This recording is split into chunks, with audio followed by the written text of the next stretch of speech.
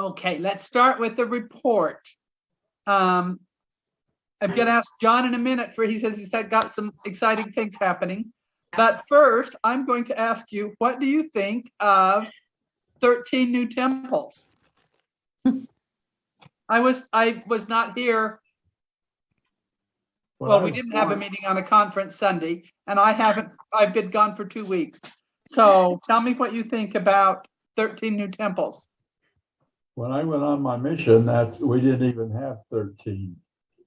We had less than that. But it's unbelievable growth that we've seen. Absolutely. And Heber, what do you think about a new temple in Heber? Have you ever had friends that couldn't go to the temple in the winter because they were afraid to drive the canyon in the snow? So that's exciting. What do you think about the Provo temple remodeling? I was told that a possibility that it may once again look like Ogden in the remodel. Oh, and people are probably saying, oh, yay, I don't like that spaceship. And I'm saying, oh, no. Oh, I love the symbolism of the Provo temple as it currently stands. That's the temple I was married in. So that doesn't excite me, but the Lord knows what he's doing. So I'm sure the Lord's going to do what's best. I will be sad to watch if they take the Provo temple all the way down. I will be sad. I was at a fireside as a newlywed, and when we were newlyweds, we were in the Manti Temple District, and it was my husband's calling to organize monthly ward temple trips to Manti. And I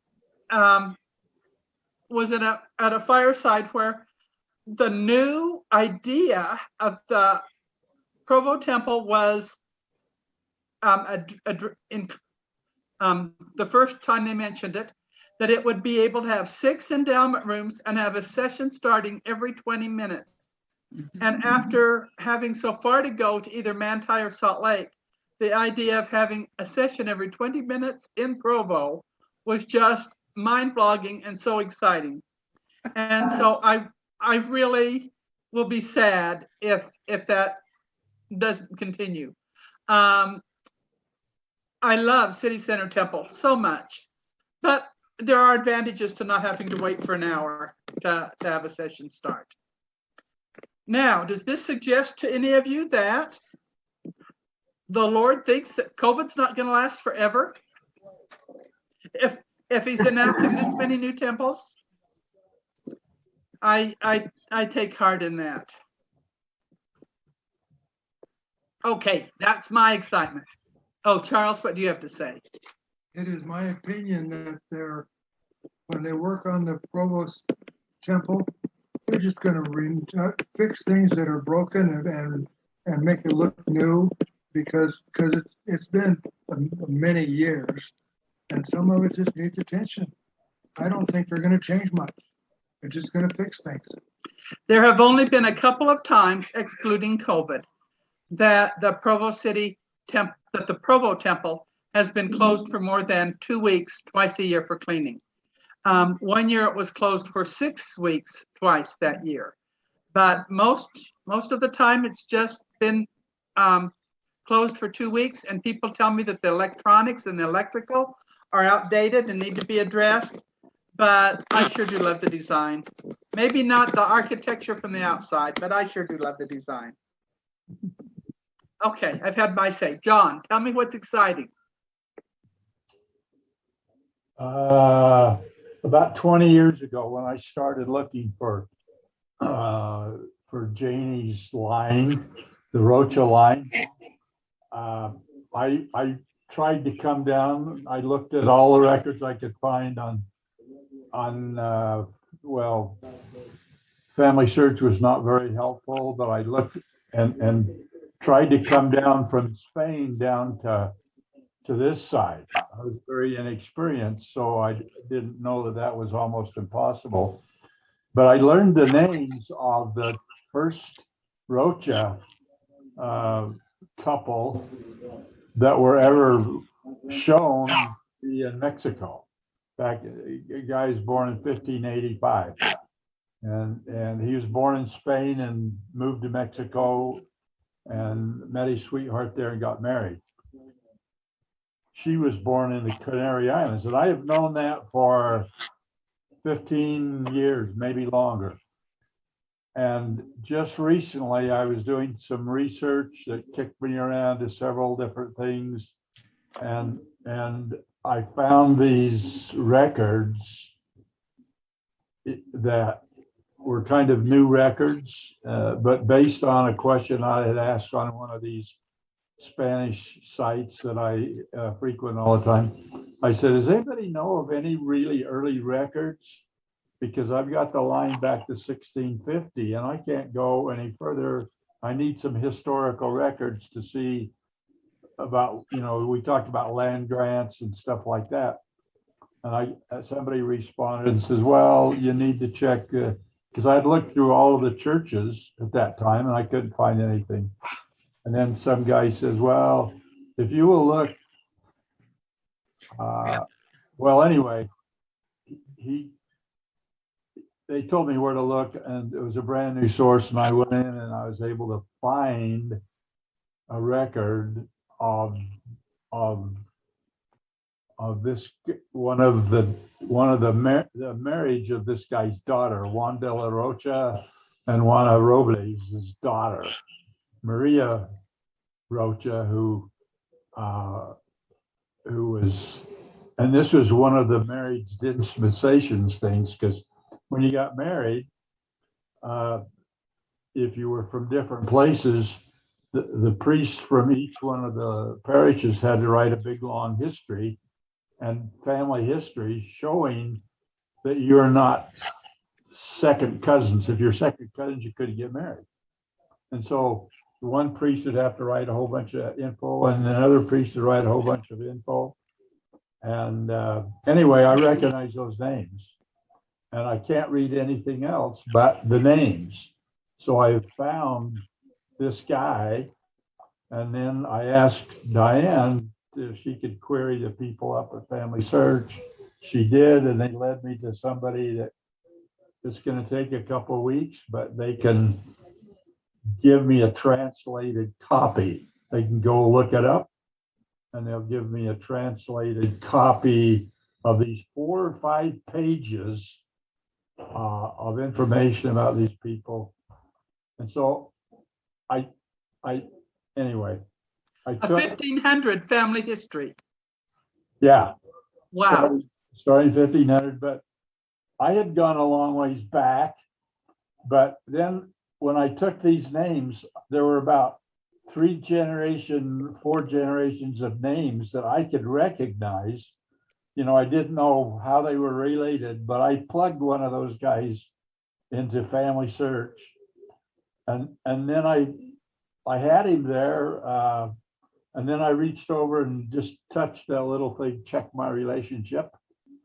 And bango, I had a straight line from my wife all the way back to the 1500s. And this guy, and not only him, but back 4 generations into Spain and Portugal before that. Wow. That's because the church, with all these new logarithms, has, I didn't have to find everybody back that far. The work that I had done back into the 17th century, and the logarithms just took and pieced those, put everything else together. So I have one line that goes straight from Juan de la Rocha all the way to me. And your children and your grandchildren. Yeah, and that's, I don't know, I didn't count the generations, but it's probably 18 or 20 generations. Just wow. And that just got all put together. So I'm still waiting for the translation to find out, so I could set a lot of stuff up and start doing the descendancy stuff. And anyway, that was really exciting. Yes. I found out about 2 o'clock in the morning a couple of weeks ago. So. And you didn't sleep the rest of the night? No, I kept working till about 4, then I went to bed, so. Anyway, that was most exciting thing that I've found in a long time, because especially since I was in records that I basically cannot read. Yes. I had that reminds me of a little exciting thing that I did, but not nearly that exciting and not nearly that big. But I went to my cousin's funeral and went to visit another cousin's granddaughter. And they said, oh, the 17-year-old is so excited about family history. And she had earlier found me on Ancestry and wanted to add her findings to my Ancestry. And I said, well, send them to me, but let me be the one that adds them. But anyway, my sister and I went to visit her, and she's not a member of the church, and we took her and showed Family Search to her. And she was very interested in Family Search, especially the memories. And her father said, every generation needs a family historian, and this daughter of mine is going to be the historian for this generation. And that was great fun. She knows nothing, however, about her father's family. And I hope that she will enter what she knows about her father, and I hope that she connects into to part of his family. Part of his line is from Africa, and I hope that it connects to that somehow. Anyway, so that was exciting for my sister and I to go visit her and to try to teach her a little bit about how she can continue working, but with the free side of Family Search instead of having to pay for Ancestry. Okay, I guess it's time we get down. If not, unless somebody else has something exciting to report, we're going to go ahead and get down to court records. Is it time for court records? Yes, John. I have a quick one. Okay. Last Friday when we were there, Keith and I were there. At the Family History Center. Family History Center, doing our normal Friday night, date night. Sister Rogers sent a friend over, and he came in with one question. He says he wanted to find out if this baby had been sealed to the parents, because his mother didn't know that. And so we looked it up, found out, oh, this has already been taken care of. But then what we found out just by looking up that none of their family had any work done on one side of the family. And so we spent the next hour and a half finding brand new people for this guy. And he just came in to look for one thing, and we were able to show him and teach him a lot about how he could continue doing research and he got his mother on the phone, In fact, he was so excited that with not only that they found the little baby and found out, of course, the baby didn't need anything else, but it had been sealed to the parents previously. But then I said, well, look, these people have not, where does that line go? And nobody knew. And so we had a fun time taking him, so that was a good, successful visit. So and any one of us can look, and when you look at that next step, there's always people out there waiting for you. And so hopefully this kid's been working on it all week long. But anyway, that was a good story. Good. For those of us that are consultants, it is so rewarding when we're able to help somebody like that, or a friend. David, you're new tonight. At least if you've made it the last 2 weeks when I was gone, I didn't see you. So welcome to you. This is David, who's going to be serving on Wednesday night with Richard. Oh, great. Glad to hear that. He's got he's all Hungarian. It's amazing what he's done. It's really amazing. Great. Thank you. Great. Is that about okay. this?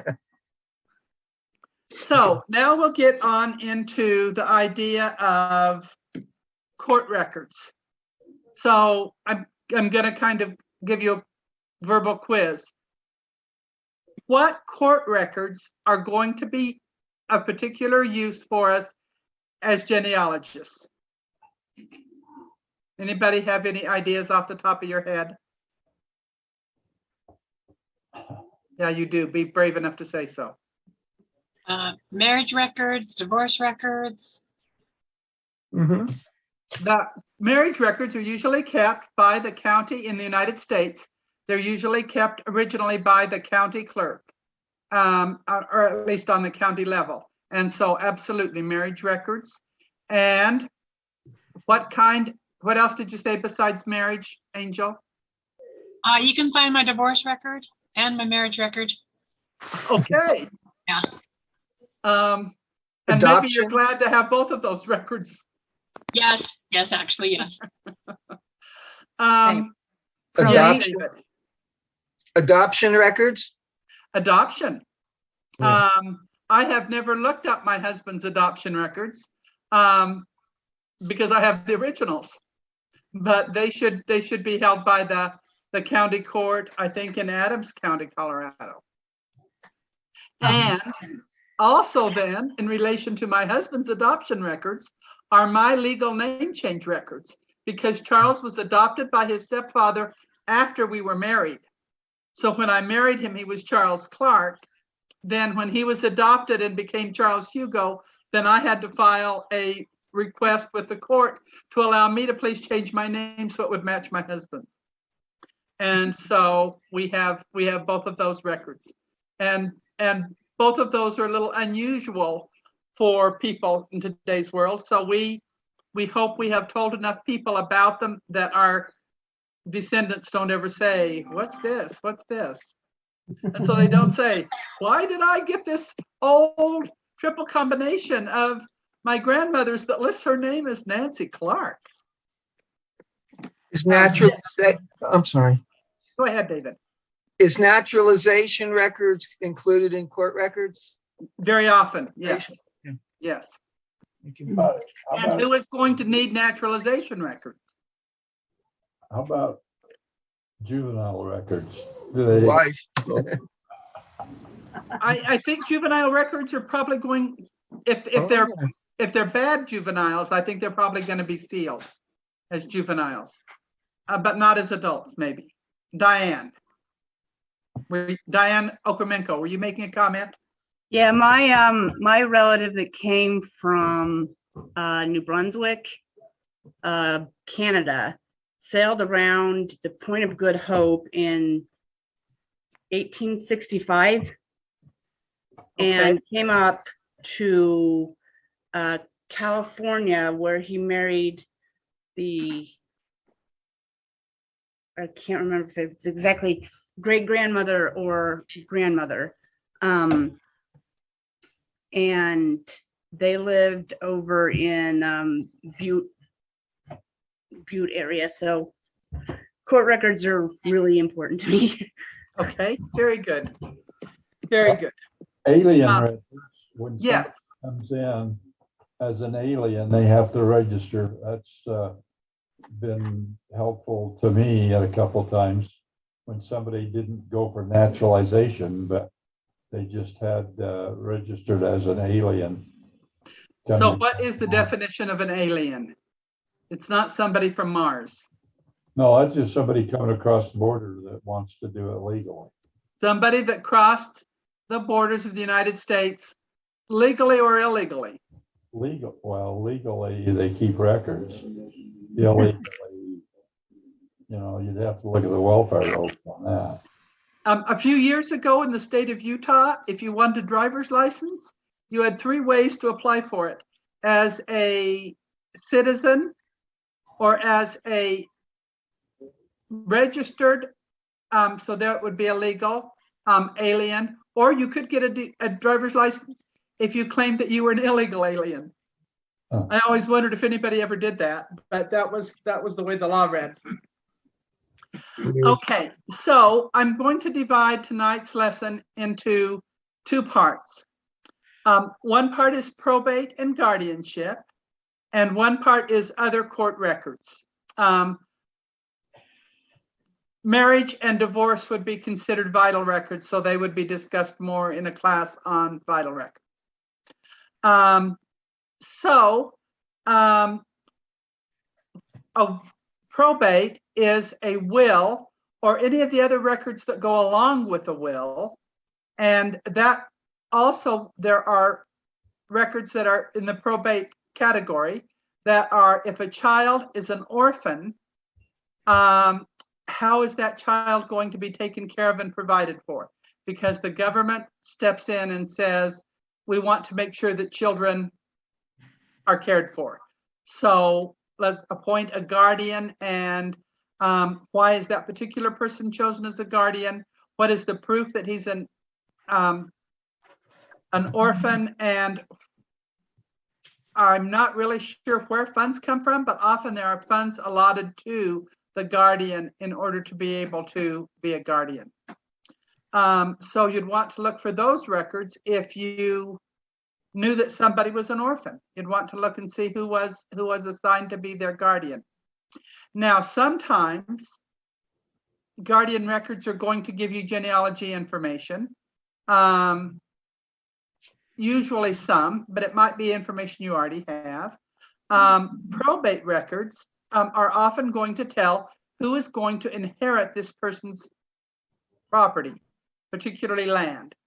And as these people are listed, they very often are relatives. So especially if you are in a place and time where property is very valuable, and it was, for example, in colonial United States, then you're going to sometimes find out things in probate records that you don't find in other records. If someone dies with a will, it's said that they die intestate because they go make their last will and testament. If they don't make a will, then they're died intestate, which means that people want their property anyway, and they have to try to prove that they deserve part of it. So those records can be very valuable. So now I'm going to share my screen and we'll try to look up some examples. So there's two main things we want to do here at the beginning.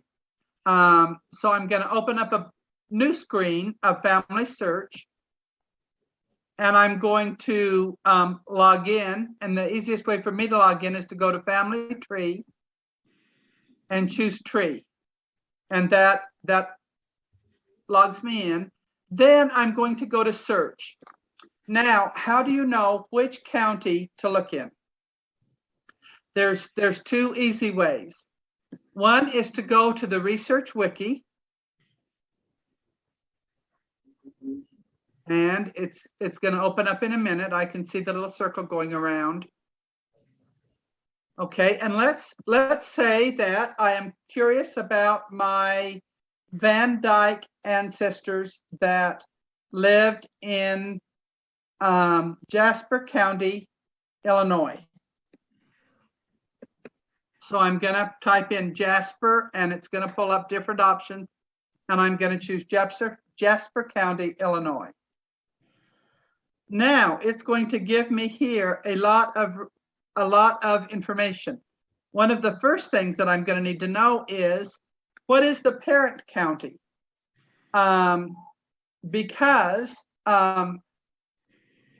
if my ancestors maybe didn't live there as early, so for example, Jasper County was created in 1831 from Clay and Crawford counties. Say that I happen to know that my ancestor died before 1831 or near there, then I'm going to want to look in Jasper County and the parent counties. And the parent counties are Clay and Crawford.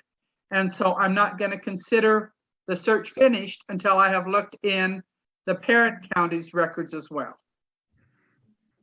And here in this Research Wiki, it's going to give me a list of other records that I'm going to be interested in checking.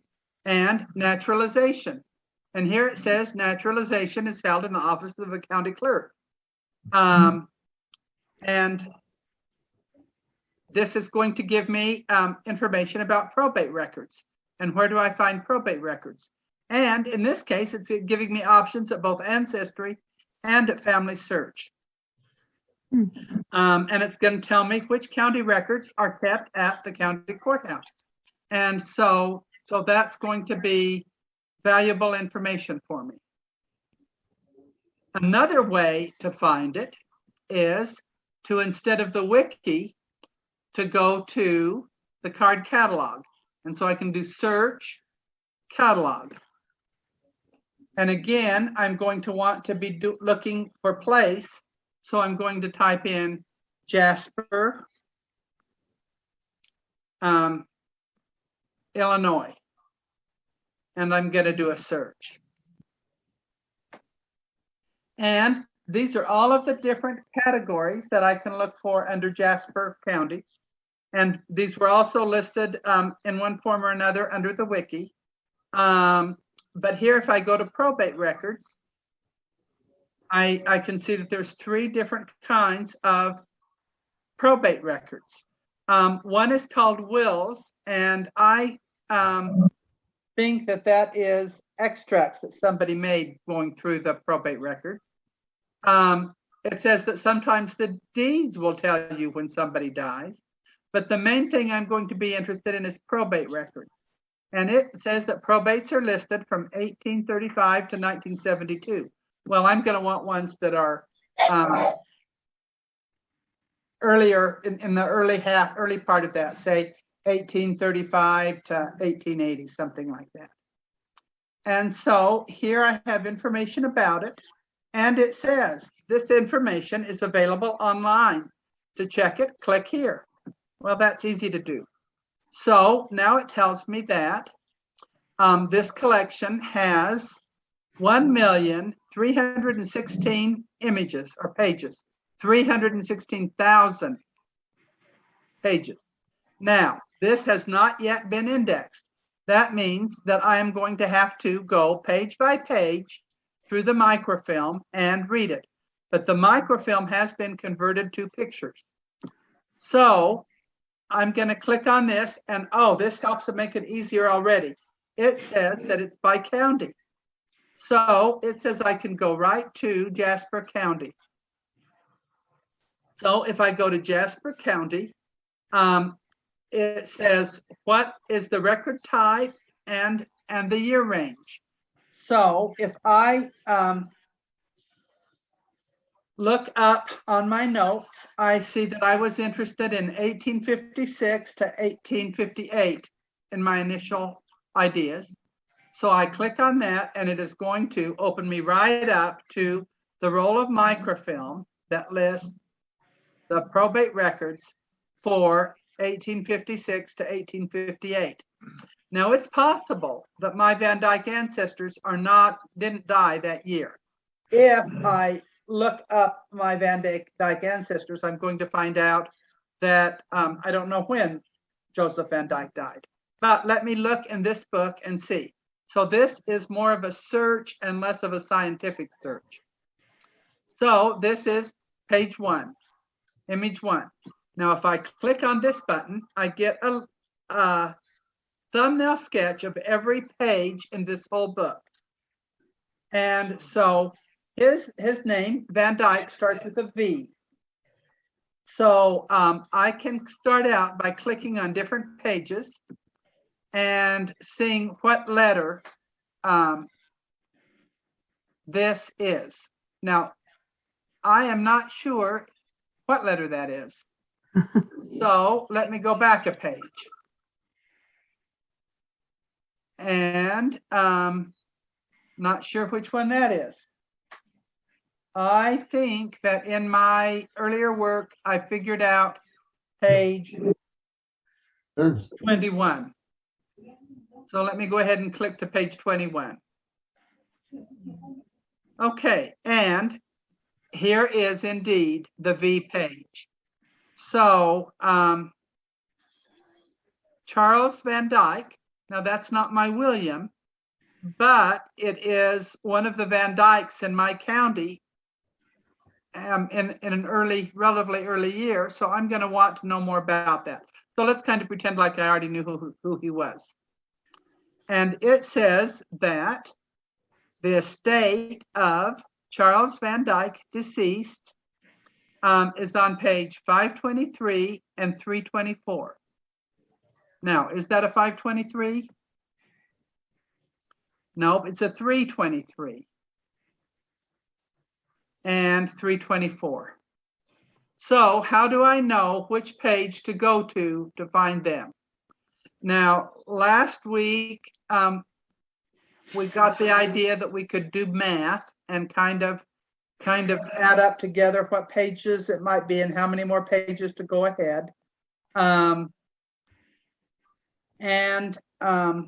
I thought that I had written down what image it ended up being.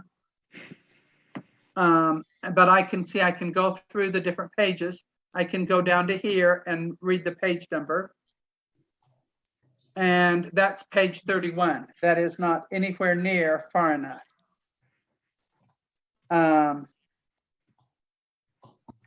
This says, my notes say that the other day I found it as image 191. Let's try 191 and see what we get. Now this took me directly to page 191. If I would have looked at thumbnails for 191, it would have had this yellow line around it. But if I went ahead and clicked it, then I get 323 and 324. And they don't start at the beginning of the page. They just kind of flow onto the next page. But if I come down here and read, it says, in the matter of the estate of Charles Van Dyke,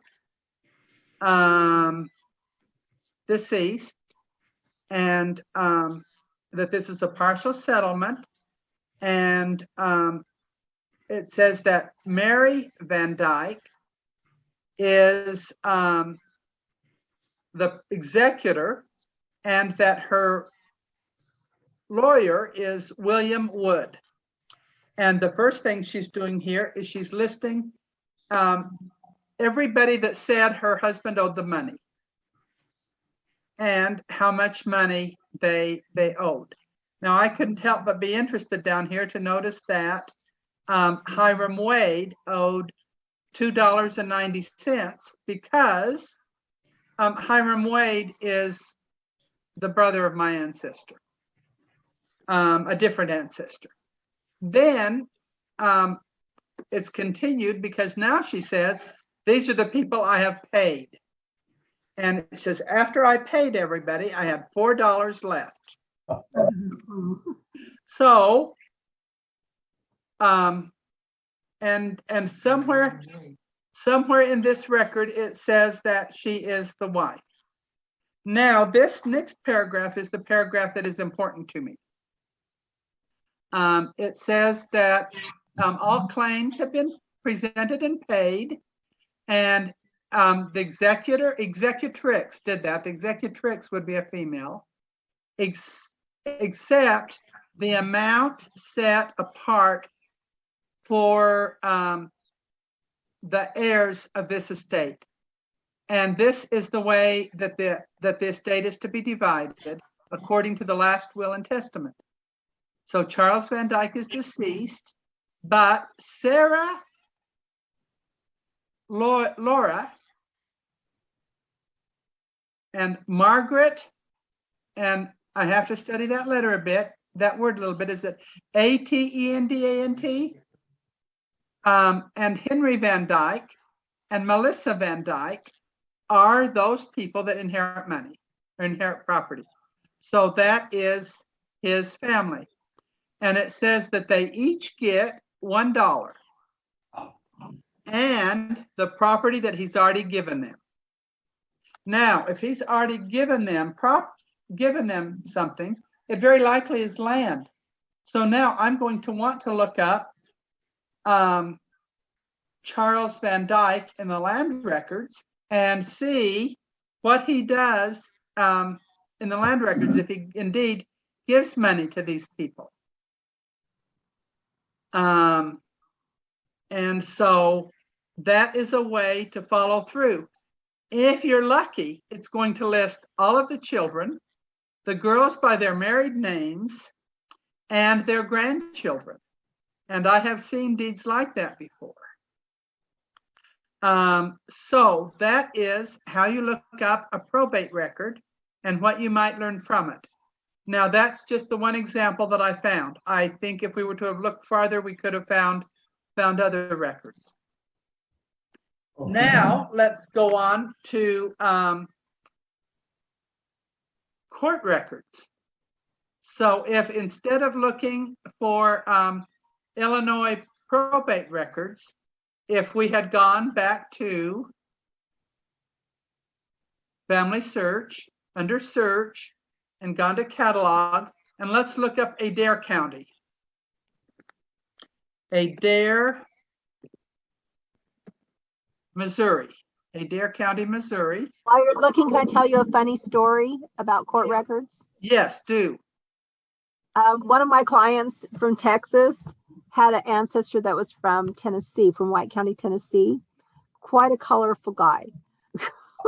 Okay. In the court records in White County, and this is where they can be so fun. He was a teenager and was accused of accosting a man with a knife and taken to court. And maybe I already told the story. I can't remember now. Tell us again. Not everybody was here. But so they had this court proceeding over several months, off and on, and finally the court charged him guilty and charged him $5, but he didn't have any money. They said he was whatever the word was, and so the court paid the fine. And so court records can be pretty funny. And then later, a court record in Oklahoma showed where he and his future brother-in-law stole a pig. And when the man came back to get the pig, they held him up at gunpoint. And so he lived to tell the tale. And in fact, he tried to, this was in a court record, but eventually his obituary said he fought in the Civil War. Well, he was 3 years old during the Civil War. And he actually somehow lied his way into a Civil War facility for older people. So, but he lived to produce a good righteous posterity, because this man that I worked for was a good man. So don't ever ignore court records. They can be really entertaining. And I think that often the general court records give us a background that makes a lot of difference. So further examples of that are, I have an ancestor with a strange name. His name is Little Barry. And my mother always said, well, he was named Little Barry because he weighed over 400 pounds. So everybody just called him Little. But when I looked up Little Barry in the court records, I found out, as I was looking in the index, I found out that lots of people are named Little Barry in that time period in that county. So there must have been somebody that was notable that people wanted to name their children after. So that was nice to kind of clarify that. In another case, I found out that someone's occupation was a hatter. In fact, the man that we're going to look up next, in a different court record than we're going to look up here, was a hatter, and somebody didn't like the hat that he made for them, and so they were asking for a new hat.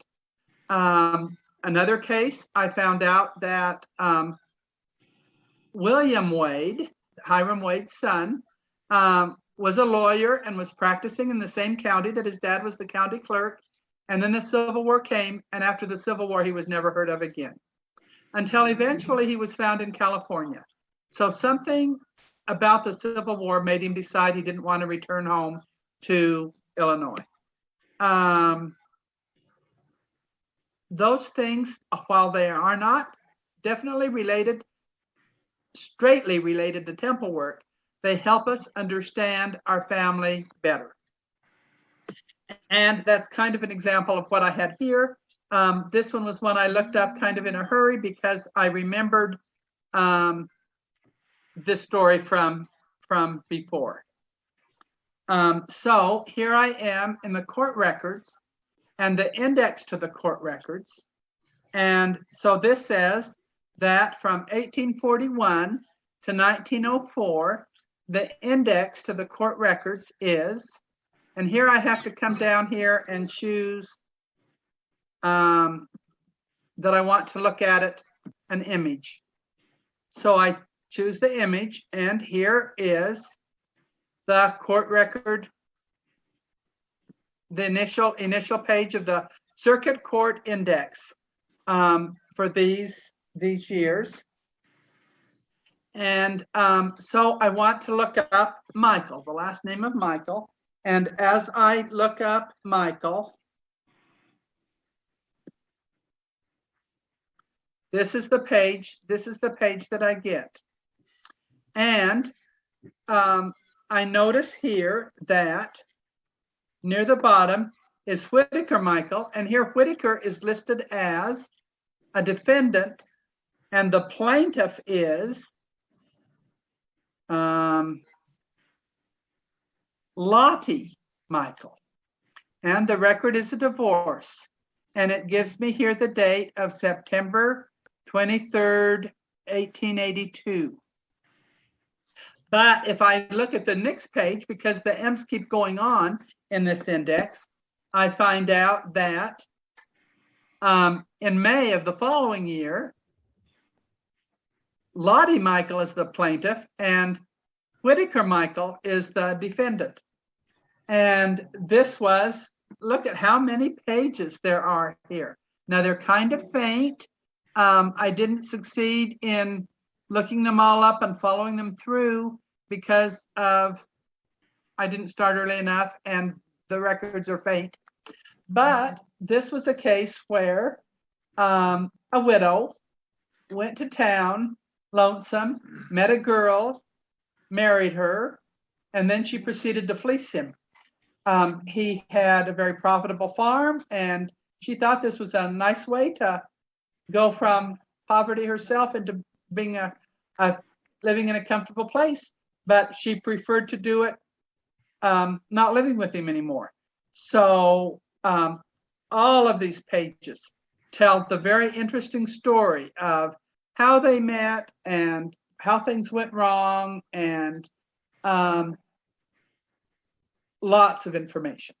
Now, when I go to newspaper.com and find his obituary lists nothing about this wife, lists nothing about, it calls him an upstanding and respected citizen.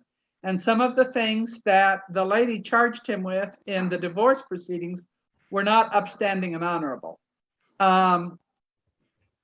But so that's why I'm saying she tried to fleece him. But again, yes.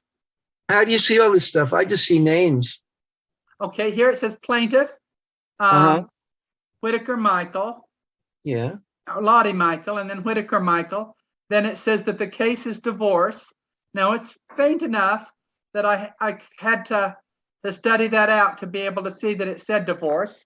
Yeah, thanks for making it bigger. Yeah, that makes a difference, doesn't it?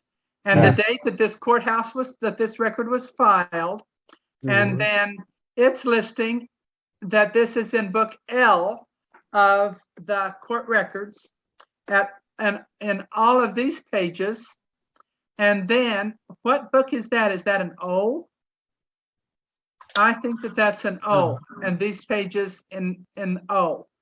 And so they're not necessarily one right after another. They're pretty far apart. Now, when I looked in L, I was not able to find some of those pages, and I didn't take the time tonight to read the O. But years ago, a fellow researcher gave me the whole 1/4 inch deep pile of pages that told about this divorce and all of the complications of the divorce. Usually a divorce would not have him suing her for divorce and her suing him for divorce. It would just be much simpler than that. But in this case, there were lots of problems and complications and questions that had to be offered. So the stories are on those pages. And the stories are on these pages. About starting with the day that he went into town being so lonesome and when he met the girl and how she talked him into marrying him. And after he married her, he realized what a mistake it was. And then his children coming to court and saying, this lady's trying to steal from my dad all of the things that he and my mother accumulated through the years. And all of those stories and all of those testimonies are on these pages. Now, how would I find record L or volume L and volume O? If I go back, here is volume O.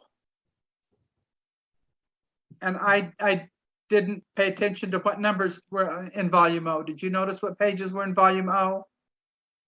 Maybe So, one 583. was what? So, Did any of you notice? 5 something. 1 and 22, but 21 shows up 3 times and 22 shows up 2 times. Okay, so tell me those again. 21. 23. I Now- saw 21 and 22. Okay, if I click on 21, because of all of these blank pages here at the top, it's this, if I click on this one, it's not going to be page 21. Oh, it's page 28. So I need to go back about 5 pages. That's 20, 21. 21. Lottie Michael versus Whitaker Michael. That's 24. Okay. Well, we're still at Lottie Michael and Whitaker Michael. But if I go back to 23, So there's a couple pages. yeah. And it's going to tell all of the story about, oh, my husband just said he didn't see page 23. But this looks like the court just was held. This was the October term of 1880. Is that 8? Yes. October 18th. And look at the other pages, the 3. and I have not read through this page. So I would have to read through and see what are some of the things that she is accusing him of. Have to blow it up a long ways for me. Yes, and it's going to take some sorting through the old handwriting and okay, we just get this much. Wherewith the defendant charges he committed, that she committed adultery about such and such a day, and the court finds evidence of said charges as made by said somebody, and Even got on it. and on and on. I have noticed that no one in Family Search has put in this marriage as an additional marriage. Yeah. This reminds me of one thing. Every single family has a skeleton in the closet. And we kind of have to say, we don't know enough about the situation to be too judgmental about it. Maybe sometimes I have been too flippant about it as well. But people have all kinds of complications to our lives, and times when progress was made and people straightened around and did well, and sometimes just misjudgments. So does anybody want to name a place in their family and a last name that we should look for a probate record? Just want to say it's amazing they wrote this out in longhand so fast, and it's such nice print, cursive. Like usually usually people write it out in like shorthand, and then I wonder if But they. not in 1858, not in No. 1882. But he Yeah, must have had to talk slow, really slow, or somebody can write really fast. And I think then that they probably copied it again into the final book. Yeah, well, maybe it was recorded. They had tape recorders back then, probably. Well, maybe not. Yeah. And maybe the lawyer, as he prepared the court case, already had written it out, and they took it from his notes. Oh, well, yeah. Okay. Does anybody have a I have What? one. we've got a few minutes left. Let's just look up somebody. James Um, left. Okay. What place? David, did you have a place in the United States? Yeah, in let me see, Seward. It's Westchester County. My uncle murdered his wife. She was like when you live with somebody for a while, common law wife. Okay. So Uh-huh. tell me the name of the place again. Let's do it in It was order. Seward. He lived in Seward, and it was in Westmoreland County In which state? in Pennsylvania. I think the court might have been in Indiana County, but that's where the murder was. It was in Westmoreland. Westmoreland. Like that? Yeah, the two, Westmoreland is together.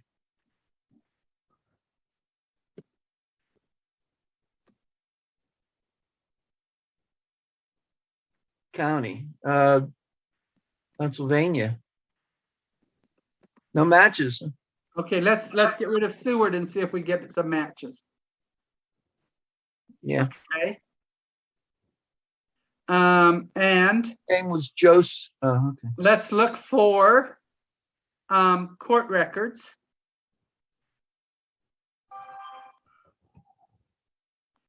And looking under court records, it's giving us probably this is the best one. Okay, and it is on a CD-ROM. We would have to be able to have a compact disc in order to be able to look that up. So let's try. You think maybe that trial was in Indiana? Yeah. Okay, let's go back to Indiana. And where in Indiana do you think it would be? Could be even in a federal court. It may not be on a county level. I don't know. Oh, federal court. Yeah, that's possibly because it was a murder. Maybe on a state level instead of on a county level. I don't know. I'm just thinking if you can't find it, that's a possibility. did you say it was Indiana County or the? County, not, yeah. Indiana County? Indiana County. Yeah, not. Oh, okay.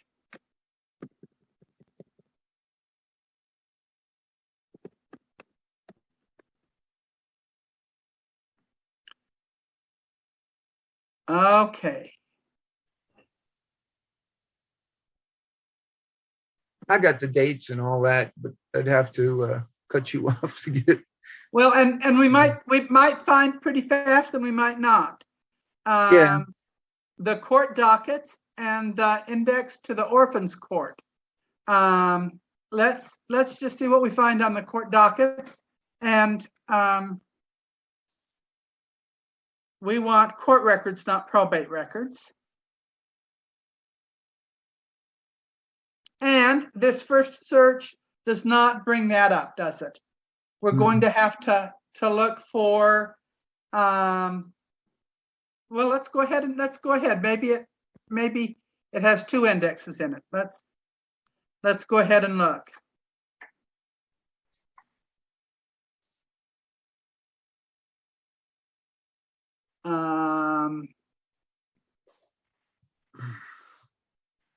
Indiana. And what year do you think this happened? Oh, let me see. I was still alive. Wait. No. Um,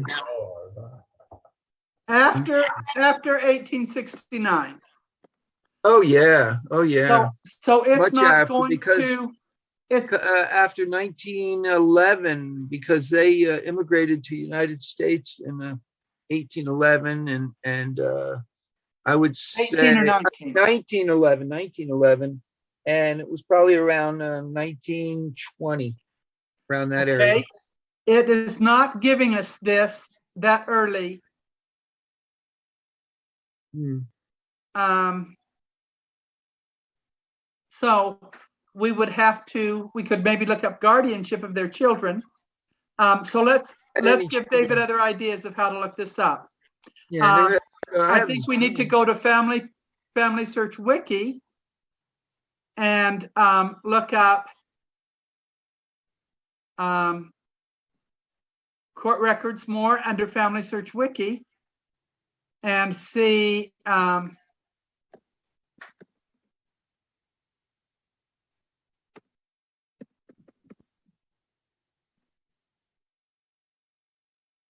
okay, let's do Pennsylvania. Mhm.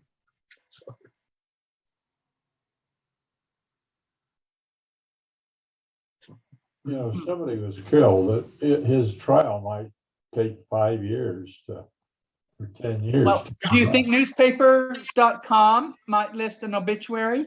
Do you think they might list some newspaper articles that tell about it? Yeah, They do. I found it out. Way I found it in a newspaper. I knew about it before, but I found the court case, and not the court case, but the writing about it in the newspaper. It was in the newspaper. Well, you might enjoy reading Yeah. the court records.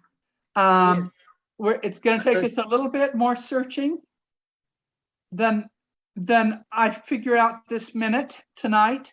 But I think that would be a very interesting one to follow through. Yeah, he was about 11 years old when they immigrated to the United States, Okay. and so he would be like around early 20s probably, or something. So When- I just have to get the dates, and then I'll find it. I'll read it to you. Yeah. Well, if you find more in the court records, give us a report another Okay. week, okay, about what you found and how you found it. Yeah, I have the exact dates and everything, and I had them sealed in the temple also. I'll be arguing right now. Well, maybe they're the ones that should be arguing instead of you. You know, Right. maybe you go ahead and give them the chance to accept or decline this Exactly. marriage. Maybe one of them was having a real struggle with body chemicals and was temporarily insane or something, or maybe this was something genuinely worth doing. Mm-hmm. So, I shouldn't say that. Maybe I should never say murder's worth doing. But maybe you can understand better what the situation was and have more compassion for them if you know more facts. Yeah. And maybe we'll never know those facts until the other side of the veil. Yeah, it was funny, that there was what do you call it, like a story, or like a Jason thing, in the woods or something, you know what I mean? And they used to talk about it, and that somebody murdered, there was a murderer, and then I told them about it, it was that Joe, their uncle, did it, and that was my uncle. Yeah, sometimes we find out things we maybe would rather not know. Yeah. But I think it's very interesting. I think some of the stories that I've heard are really interesting. Any other everybody comments? dies one way or another. Any questions? My plan, if I can do it, between now and the 1st of December, is to teach some of these classes. They're not in the usual circle of classes that you would teach as you go from beginning with how to set up your account in Family Search, and then step by step, it's the basics of family history. I'm hoping that between now and the 1st of December to come up with more of these classes that are not basic classes, just so that at the first of the year we can start at the beginning. I think maybe that next week what we're going to want to talk about is, do you need a database like Path or Legacy or Ancestral Quest or Roots Magic, or is a family tree in Ancestry enough, or do you even need that? That's kind of what I hope to talk about next week, is the advantages of having a separate database. One of the disadvantages of Family Search is that others can come in and add information or take away information, which sometimes we don't agree with. And so it's good for us to have our own, oh, I'm teaching the lesson already, our own record of what we believe is right. And so that's what we're going to talk about next week, I think. Yes, Robert. This week I upgraded to Roots Magic 8. Okay. You know, the 8's out now for Windows and Mac. But anyway, I at least so far, I'm really impressed with it, and it's really opened things up for me. And I've got lots of things that have been happening. I like the way it has. You can edit multiple windows that are open. So when you're working with people, even on the pedigree, you have all the information about the person. You have the people list, and it's a real simple interface to jump across to Family Search. I haven't done Ancestry yet, but anyway, it's happening. And well, I think that we should have you show us some of these things next week. Oh. by letting you share your screen. I don't know how to share a screen, you know. Oh, well, maybe I can figure that one out. If Heather helps me. I'm not that sharp on that stuff. But anyway, it's working for me, and things are really taking off. Good. What was it called? And I was missing in my pedigree. I'm back a lot of on the maternal side. I was missing 3 generations, and I was able to piece all that together and fill those slots. And I like the way it takes notes. And if you write a note down, it only keeps it in the note, but it will actually enter that into like a marriage or a David, if you look in chat, you will see that Diane Okremenko has written a note under chat that tells us the name of that. It's Root Magic 8. Thank you. Okay, good. And I got it really cheap. It was $24.90 something, but I had a previous, so I'm getting just an upgrade price. But anyway, and, I just wanted to share that. Buy either a hard copy since that's going to be the pardon. It's a download. You can buy a hard copy or a download. Right now, it's a download. Okay. Yeah, it's newly out, and so I always worry about bugs, but they've tested a lot with a lot of people, and so far I'm not having any problems. So it's working for me. So I just wanted to share that. And well, one of the things I'll mention next week is that Roots Magic is the separate database that is recommended by the BYU family history classes. And it also, the thing I noticed about it is, since Windows is they're starting to press Windows 11, the Roots Magic 8 is already compatible with 11 as well as Windows 10. Oh, good to know. Okay. So it's future proof for a while there. Carla also wrote that there's a code through BYU where it only costs $10, she thinks. Is that only if you're a student, or is that otherwise? You just have to type in the code. Okay. It doesn't require an ID or anything. Okay, next week, will you tell us what the code is or how to find it? She wrote it in there. She wrote it in the chat. Oh, yeah, I started writing it down, but I lost it. Can you write it again? It's just capital BYU 2021. Oh, that's all. Okay, got that much. Yeah. I don't even know what you guys are talking about. Is this Okay, then Guest come to the talk. class next week, John. Okay. Next week, just in case, I'm going to be in Yuma. I'm going to try and log in, but if there's a lot of family, because I'll be at my sister's. So if by chance I'm not here, you'll know why. Okay. And also, if you don't know, Brother Jones was released last week. And Oh dear. Do we have another high councilman called? we do.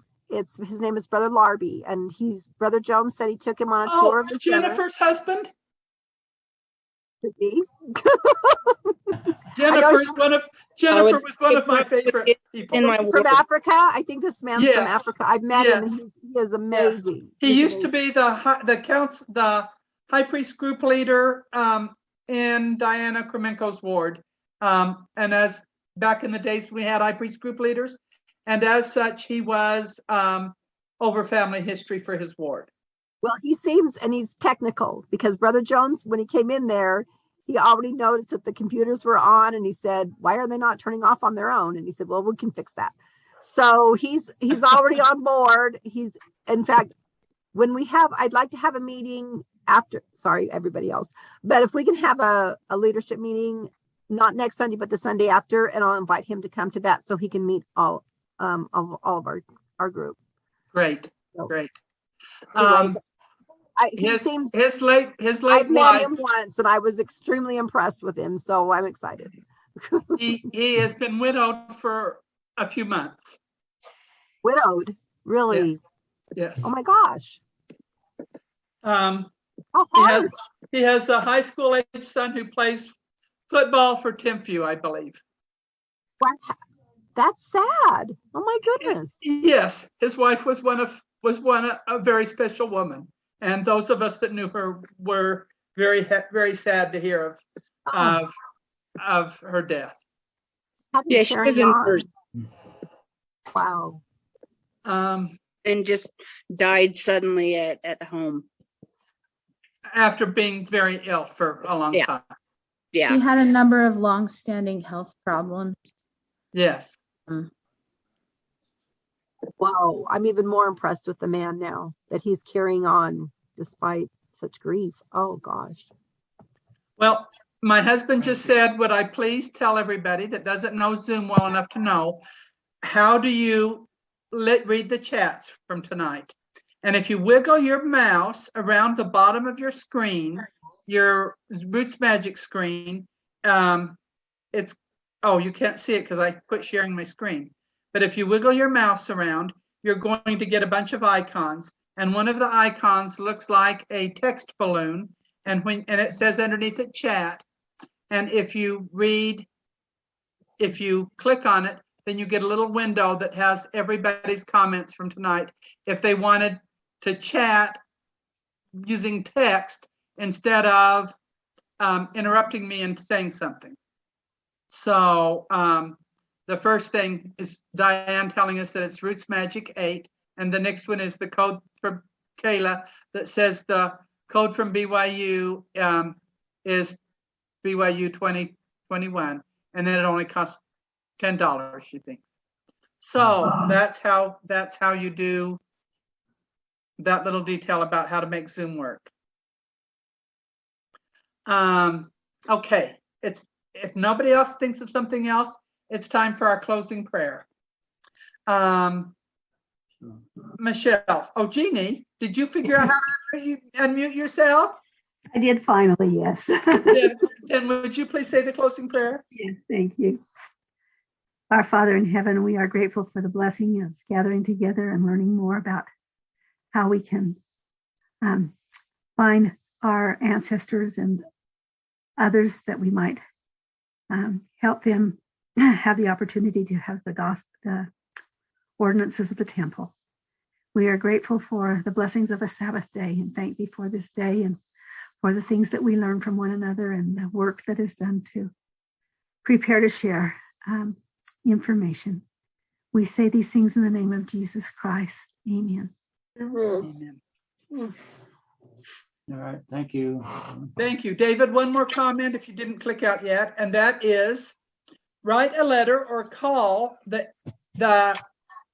clerk of the court in Indiana County, Pennsylvania, And you can get that information from Family Search Wiki.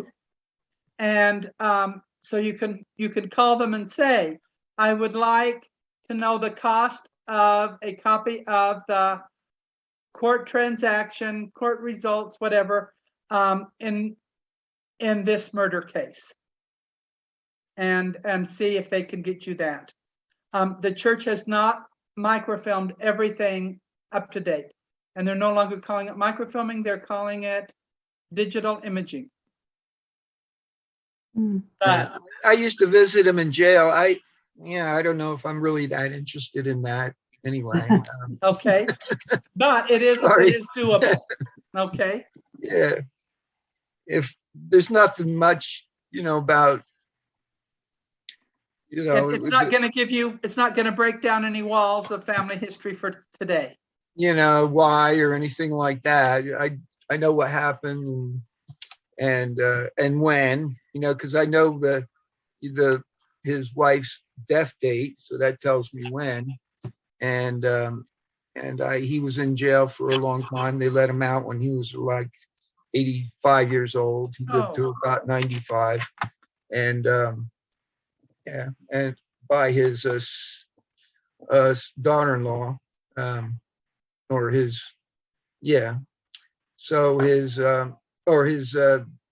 niece. So he lived with them for a while because I guess they said he was insane. So they let him out for a little while because he really couldn't hurt anybody. So I guess that's, pretty much the story. It was kind of like cut and, but if I look him up, find anything else, I'll let you know, but I'm not that interested in it. I'm sorry. Okay. Well, thanks everybody for coming. Kayla, we're glad to see you tonight.